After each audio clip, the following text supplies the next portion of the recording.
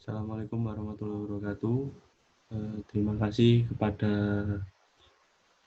perwakilan dari BUMDes dan juga pelaku UMKM di Desa Rejo karena telah menyempatkan waktunya untuk mendengarkan atau kelas yang akan saya berikan pada malam hari ini sesuai dengan poster yang telah saya kirim.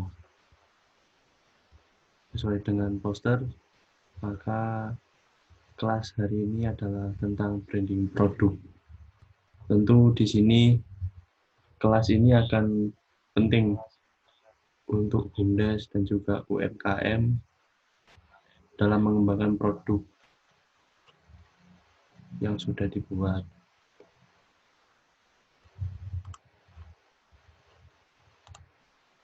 Pentingnya branding yaitu adalah sebuah upaya untuk membentuk citra dan rasa keterikatan secara emosional antara pelanggan dengan merek produk serta perusahaannya, dan juga upaya untuk membedakan diri dari pesaing. Upaya-upaya tersebut meliputi proses kreatif seperti pembuatan logo, pembuatan slogan, mendefinisikan pesan yang hendak disampaikan, mengintegrasikan merek dengan kegiatan usaha, dan berbagai kegiatan kreatif lainnya yang bertujuan untuk membentuk persepsi pelanggan. Tidak dapat dipungkiri bahwa setiap produk bermutu tinggi atau perusahaan yang bonafit selalu terkait dengan merek yang menarik, unik, dan gampang untuk diingat. Dengan kata lain, kebanyakan bisnis-bisnis besar yang sukses berhasil menciptakan proses branding yang mampu menciptakan persepsi pada pelanggan untuk mengasosiasikan sebuah produk atau jasa tertentu terhadap sebuah merek.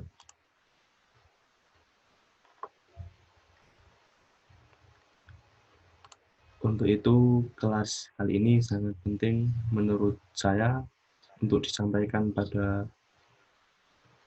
anggota BUMDes serta pelaku UMKM.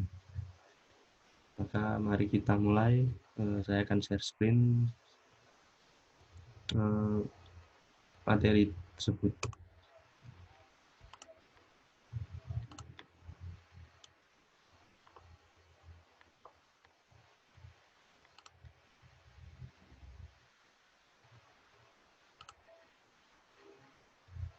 Baiklah, ini brand equity. Saya juga nggak tahu ini apa artinya. Apakah merek itu? Semua tentu tahu merek itu apa ya. Kayak Lifebuoy, terus Pepsodent, Indomie, mie sedap, kayak begitu. Itu termasuk merek. Kayak kalau di benda itu atau barang kayak Elizabeth, terus Bata, terus Nike, kayak gitu-gitu. Nah, coba sebutkan merek apa saja yang loyal Anda gunakan. Mungkin sepatunya kayak Nike, terus Adidas, terus bajunya dari Matahari atau gimana, kan saya juga nggak tahu. Nah, ini pengertiannya. Merek adalah nama, istilah, tanda, lambang, atau desain atau kombinasinya yang dimaksudkan untuk mengidentifikasi barang atau jasa dari salah satu penjual atau kelompok penjual dan mengidentifikasikan mereka dari para pesaing. Jadi tentu tiap produk itu beda mereknya. Misal Nike modelnya kayak gini, Adidas kayak gini, terus baju dari Matahari kayak gini, dari Ramayana kayak gini. Nah, sebutkan brand apa saja yang Anda ketahui. Nah, kayak ini kayak BMW, terus apa ini ya, Amazon, terus itu apa itu, Kurang tahu saya itu. Oh, ini Burger King kayaknya ini. Itu McDonald, Dunlop, MTV, Nike, Pizza Hut, Katindeng, bukan Katindeng, Red Bull, Twitter, Starbucks, Samsung, kayak gitu, itu brand. Nah, peran merek bagi konsumen, itu mengidentifikasi pembuat produk, memungkinkan konsumen untuk menuntut tanggung jawab atas kinerja pabrikan atau distributor, mengevaluasi produk sama dengan merek berbeda, menemukan merek mana yang memuaskan. Jadi konsumen itu sangat memperhatikan merek yang mereka beli dari toko, karena untuk contohnya nomor 4 ini, menemukan merek mana yang memuaskan. Itu tiap merek berbeda tingkat pemuasannya bagi konsumen. Mungkin Adidas yang bagi Bapak Nur Maliki bagus, tapi ke Ibu Hanu Fatimah nggak bagus. Itu ada pilihan, misalnya ini Pepsodent versus Ciptaden, pilih salah satu. Kalau saya sendiri pasti pilih Pepsodent karena mungkin itu bagus ya kemasannya menurut saya. Terus ini sabun Lifebuoy atau Harmony. Orang-orang pasti milih yang, kebanyakan mungkin milih yang Lifebuoy, meskipun Harmony harganya lebih murah. Nah, dilihat dari branding produknya, kayak Lifebuoy ini kan iklan kayak itu sangat mengeluarkan banyak sekali biaya, sehingga setimpal dengan apa ya, pendapatan yang mereka terima. Aduh, jadi lapar saya ini lihat ini ayam ini enak ini, McD, HW, KFC, untuk kita semua sudah pernah makan ayam-ayam ini ya. Bagi perusahaan, peran merek itu menyederhanakan penanganan atau penelusuran produk. Merek membantu mengatur catatan persediaan dan catatan akuntansi. Hak kekayaan intelektual menjamin perusahaan dapat berinvestasi dengan aman dalam merek tertentu. Ini gambar ibu-ibu lagi beli apa ini, obat. Itu ada minyak kayu putih, minyak telon, fresh care. Loyalitas merek. Merek menandakan tingkat kualitas tertentu sehingga pembeli yang puas dengan mudah memilih produk kembali. Loyalitas merek memberikan tingkat permintaan yang aman dan dapat diperkirakan bagi perusahaan dan menciptakan penghalang bagi merek baru yang akan memasuki pasar. Loyalitas menyebabkan harga lebih tinggi, 20% sampai 25% lebih tinggi daripada merek pesaing. Contohnya tadi Lifebuoy sama sabun Harmony. Tentu banyak masyarakat yang Indonesia khususnya itu lebih milih Lifebuoy karena berkat branding, loyalitas pelanggan ini sangat tinggi terhadap produk Lifebuoy tersebut, sehingga harga sabun Lifebuoy mungkin juga lebih tinggi daripada sabun Harmony. Aduh, ayam lagi.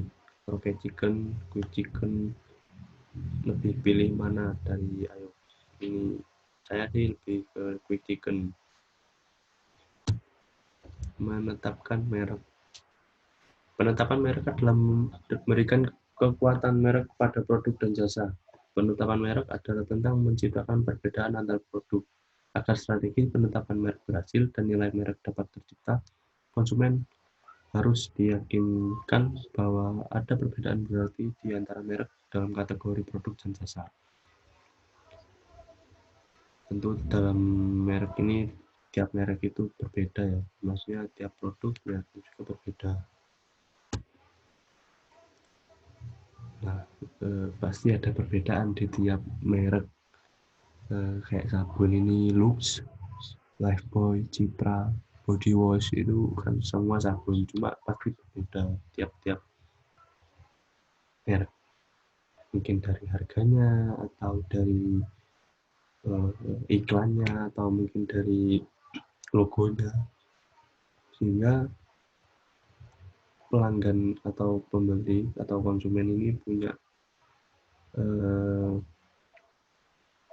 pilihan banyak untuk menggunakan produk di antara produk tersebut.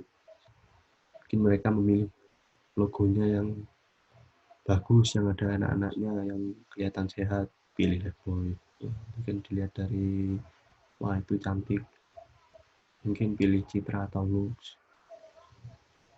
Gitu.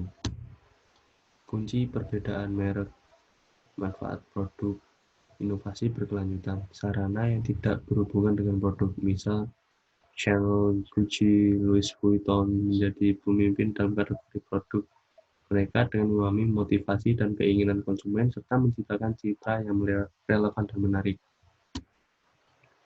Google, Yahoo mendefinisikan ekuitas merek. Ekuitas merek adalah nilai tambah yang diberikan pada produk dan jasa.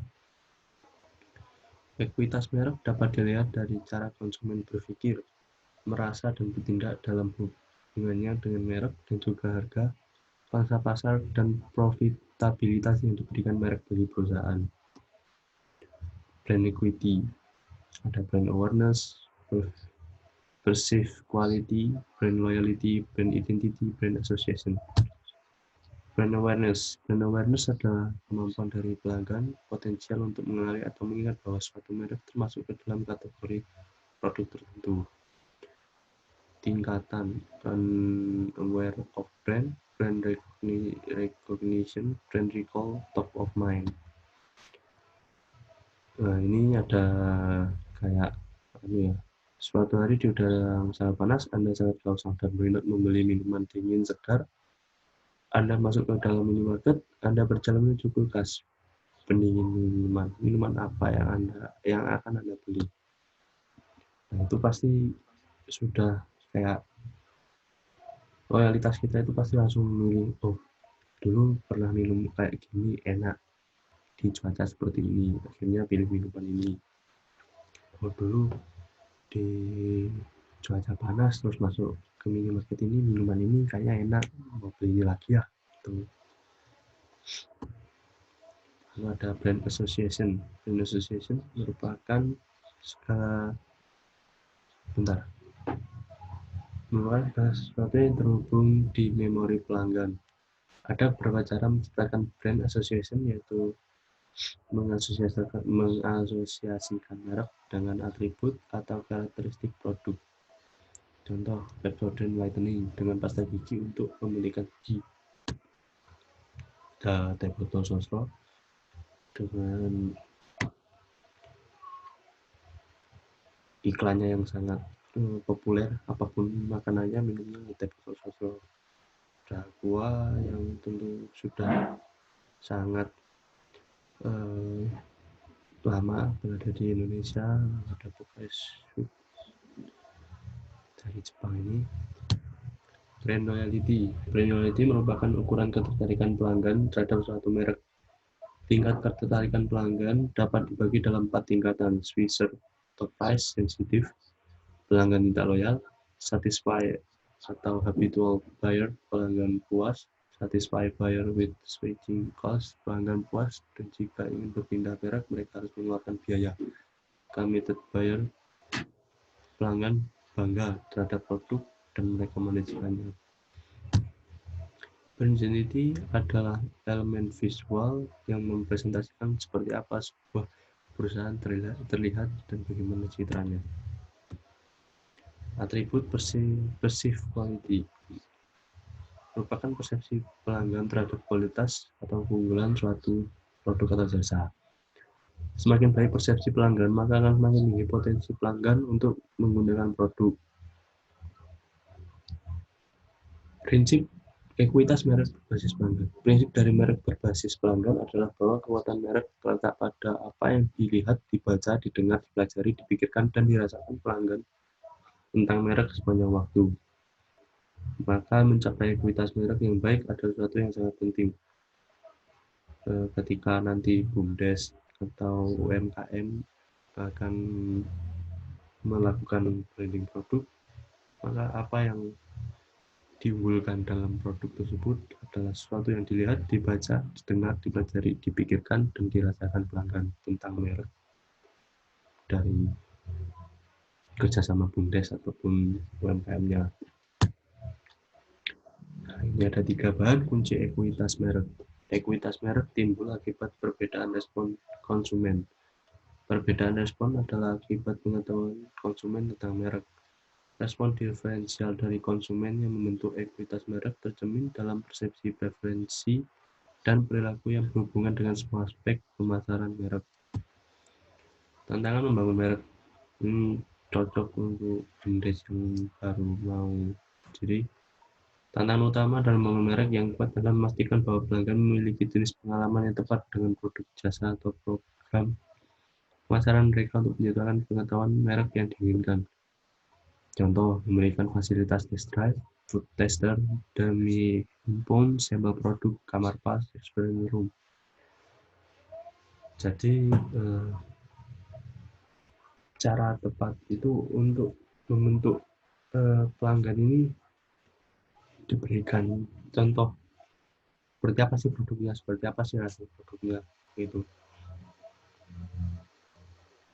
Sini juga ada apa ini, kecantikan mungkin ya. Model ekuitas merek. Penilai aset merek, branch model Eicher, model resonansi merek. Penilai aset merek atau BAF. Diferensiasi, mengukur tingkat sejauh di mana merek dianggap berbeda dari merek lain. Energi, mengukur kesempatan merek. Relevansi, mengukur cakupan daya tarik merek. Harga diri, mengukur seberapa baik merek dihargai dan dihormati. Pengetahuan, mengukur kadar keakraban dan keintiman konsumen dengan merek. Membangun ekuitas merek berdasarkan manajemen. Pilihan awal untuk elemen atau identitas merek yang membentuk merek seperti nama, URL, logo, lambang, karakter, juru bicara, slogan, lagu, kemasan, dan papan iklan. Produk dan jasa, serta semua kegiatan pemasaran dan program pemasaran mendukung yang menyertainya. Asosiasi lain yang diberikan secara tidak langsung ke merek dapat menghubungkan merek tersebut dengan golongan entitas lain. Entitas lain, orang, tempat, atau barang. Membangun ekuitas merek. Memilih elemen merek. Elemen merek adalah alat pemberi nama dagang yang mengidentifikasikan dan mendiferensiasikan merek. Misal lipstick color stay, membangun konsumen berpikir lipstick akan tahan lama tanpa perlu melihat produk, dan merek Snapple adalah makan ringan yang sehat. Kriteria pilihan elemen merek dapat diingat, berarti dapat disukai, dapat ditransfer, dapat disesuaikan, dapat dihubungi. Ini kesalahan ya, menaruh PPT-nya. Bentar, saya akan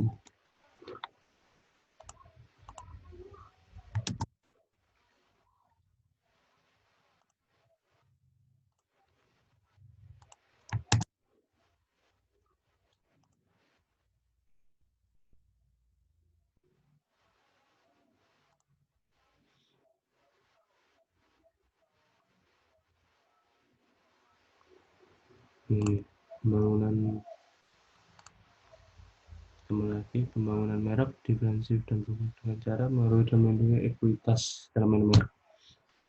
Dapat diingat seberapa mudah elemen merek itu diingat dan dikenali. Berarti apakah elemen merek itu kredibel dan mengindikasikan kategori yang berhubungan dengannya, apakah merek mengiratkan sesuatu tentang produk atau tipe orang yang mungkin menggunakan merek. Dapat disukai. Bagaimana menarik estetika elemen merek? Apakah elemen merek itu dapat disukai secara visual, secara verbal, atau dengan cara lain? Dapat ditransfer. Apakah elemen merek itu dapat digunakan untuk mengenalkan produk baru dalam kategori yang sama atau berbeda? apakah elemen merek itu menambah ekuitas merek melintasi batas geografis dan segmen pasar? Dapat disesuaikan seberapa mudah elemen merek itu disesuaikan dengan diperbarui. Dapat dilindungi seberapa mudah elemen merek itu dapat dilindungi secara hukum. Seberapa mudah elemen merek dapat dilindungi secara kumulatif. Wah, sepertinya sudah habis. Jadi begitu Pak Maliki, Bu Ainun, Himah, kelas branding produk ini sudah selesai karena PPT-nya juga sudah habis. Intinya branding produk itu penting karena untuk menarik pelanggan tentu dengan adanya branding produk seperti logo, nama produk, dengan adanya pengiklanan kayak gitu. Saya berharap kalau misalnya desa UMKM ini bekerjasama untuk membangun branding produk, entah itu BUMDesnya atau UMKM-nya sendiri, sehingga harapannya nanti ada peningkatan dari kapasitasnya BUMDes maupun UMKM. Mungkin seperti itu. Cukup sekian dari saya, Pak Maliki, Bu Hima. Saya harap ilmu dari kelas ini berguna untuk Bapak dan Ibu dalam membangun atau mengembangkan BUMDes dan juga UMKM. Cukup sekian. Assalamualaikum warahmatullahi wabarakatuh.